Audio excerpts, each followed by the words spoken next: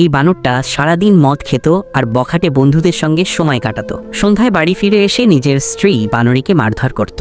সে জুয়া খেলায় ঘরের সব সম্পদ হারিয়ে ফেলেছিল। তার ছোট বাচ্চারা ক্ষুধায় কান্না করত, কিন্তু বানরটা নির্লজ্জের মতো সিগারেট ফুঁকত। যখন আর ঘরে কিছু ছিল না, তখন সে বাচ্চাদের আর বানরীকে ভিক্ষা করতে পাঠাতো। তারা যা কিছু ভিক্ষা করে আনতো, বানরটা তার জুয়া খেলায় উড়িয়ে দিত। বাচ্চারা ক্ষুধায় কাতর হয়ে মায়ের কোলে ঘুমিয়ে পড়ত। একদিন বানরী খাবারের জন্য গ্রামে গিয়ে ভিক্ষা করছিল, কিন্তু মানুষজন তাকে লাঠি মেরে তাড়িয়ে দিল। আজকে কিছু না আনতে পারায় বানরটা তাকে মারধর করে। বানরী আর সহ্য করতে না পেরে মারা যায়। বাচ্চাগুলো মায়ের জন্য কাঁদতে কাঁদতে বাড়ি ছেড়ে পালিয়ে যায়। তারপর তারা এক হোটেলে কাজ শুরু করে ধীরে ধীরে টাকা জমায়। কিছুদিন পরে তারা জমানো টাকা দিয়ে তিনজন তিনটা বন্দুক কিনে নেয়। তারপর তারা ফিরে আসে সেই জায়গায় যেখানে তাদের মাকে হত্যা করা হয়েছিল। বানরটা জুয়া খেলে সিগারেট খেতে খেতে বাড়ি ফিরছিল।